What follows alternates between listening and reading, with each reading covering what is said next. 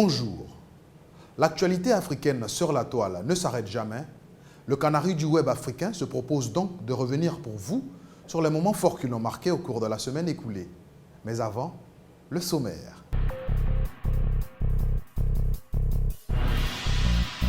OMS en Afrique. Un enfant sur 5 ne reçoit pas la vaccination de sauvetage. Externalisation du visa français. M. Philippe Truquet, consul général de France à Abidjan, donne des précisions. En exil en Côte d'Ivoire, l'ex-président burkinabé obtient la nationalité ivoirienne.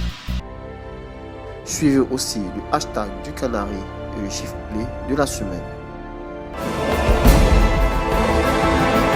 Le nouveau président élu de la Centrafrique, Faustin Archange, sera installé dans ses nouvelles fonctions le 30 mars prochain, a-t-on appris par voie de presse. Selon certaines sources proches du comité d'organisation, le président français François Hollande a annoncé sa présence à la cérémonie d'investiture, ainsi que le président sud-africain Jacob Zuma et plusieurs autres personnalités telles que le secrétaire général des Nations Unies, Ban Ki-moon. La naturalisation ivoirienne de l'ex-président burkinabé Blaise Compaoré, en exil en Côte d'Ivoire depuis sa chute en 2014, constitue une décision souveraine du gouvernement n'appelant à aucun commentaire, a affirmé mercredi dernier sa porte-parole adjointe Afoussiata Bambalamine à l'issue du Conseil des ministres. Le président ivoirien Alassane Ouattara a signé un décret naturalisant ivoirien M. Compaoré Blaise, né le 3 février 1951 à Ouagadougou, et son frère cadet François Compaoré, selon le journal officiel. Il est ivoirien, un point, un trait, comme chacun d'entre nous. Il n'y a pas lieu de faire un commentaire, outre de constater qu'il est ivoirien, a insisté la porte-parole adjointe du gouvernement. Restons à Abidjan où l'ambassade de France, à travers son consulat, a annoncé l'externalisation des services de visa à partir du 1er mars prochain. Dans ce cadre donc, Abidjan.net a rencontré le consul général de France en Côte d'Ivoire, M. Philippe Truquet. Nous sommes passés, depuis mon arrivée, de 23 000 demandes de visa à 35 000 en 2015. Donc vous voyez le bond que cela représente, 35 000 demandes de visa, c'est 35 000 personnes que l'on reçoit. Donc c'est un temps, c'est pas des dossiers. Donc c'est vraiment, il faut avoir une capacité d'organisation pour recevoir ces personnes. Nous sommes arrivés au seuil de capacité d'accueil en termes de locaux, en termes de moyens humains. Et donc dans les pays où il y a une grosse activité visa, nous externalisons l'accueil de demandeurs de visa. Les pays, pour ne pas les citer, la France externalise l'accueil des demandeurs de visa en Chine, en Russie, en Inde, dans plusieurs pays. Et en Afrique, on externalise aussi déjà au Sénégal depuis un an. Une douzaine de mouvements citoyens et de partis politiques sénégalais ont appelé mardi dernier à Dakar à voter massivement non au prochain référendum prévu pour le 20 mars prochain. Selon eux, le renoncement du président Macky Sall à s'appliquer un quinquennat est une promesse non tenue.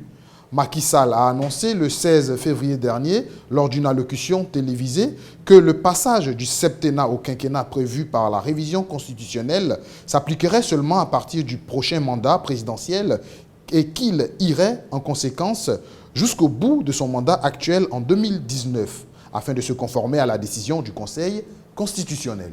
Et voilà ce qu'est une décision du Conseil constitutionnel. C'est très clair aujourd'hui. Lorsque vous voyez, on n'appelle pas ça arrêt, on appelle ça décision parce que c'est la Constitution qui dit que les justement jugements entre guillemets rendus par le Conseil constitutionnel s'appellent des décisions.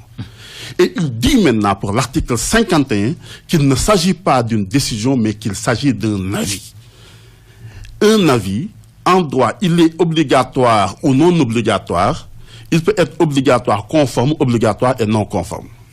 Dans notre cas de figure, le président de la République était obligé de solliciter à la fois l'avis du président de l'Assemblée nationale et l'avis du Conseil constitutionnel.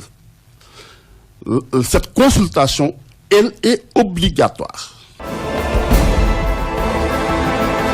L'Organisation mondiale de la santé et l'Union africaine ont appelé à élargir l'accès aux vaccins car un enfant sur 5 en Afrique ne reçoit toujours pas les vaccinations de sauvetage. Le chiffre a été publié mardi dernier dans un rapport par le Bureau régional de l'OMS pour l'Afrique et la Méditerranée orientale à l'occasion de la première conférence ministérielle sur la vaccination en Afrique tenue les 24 et 25 février à Addis Abeba. À 80%, la couverture vaccinale de routine de l'Afrique est le plus bas du monde selon le rapport. Pour la présidente de l'Union africaine, l'unité de l'Afrique sur la vaccination est le meilleur espoir pour le continent. La revue du web pour cette semaine, c'est terminé. Place à présent au hashtag du Canari, présenté par Marie-Christelle Turpin.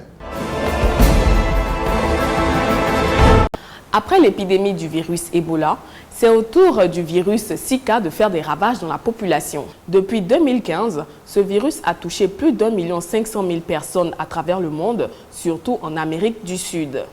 Avec cette maladie, on a vu apparaître sur la toile le hashtag Zika. Rappelons que le virus Zika se transmet à l'homme par la piqûre de moustique, connue sous le nom de Aedes aegypti. C'est au Niger que nous allons aujourd'hui pour le chiffre clé de cette semaine qui est 20. Ce sont plus de 20 millions de personnes qui utilisent les services financiers via la téléphonie mobile dans l'espace UEMOA. Il y a des maladies qui ne se guérissent pas avec de l'argent, mais avec de l'amour. C'est la fin de cette édition du Canari du Web africain. On se retrouve la semaine prochaine. D'ici là, restez connectés au réseau Weblogie.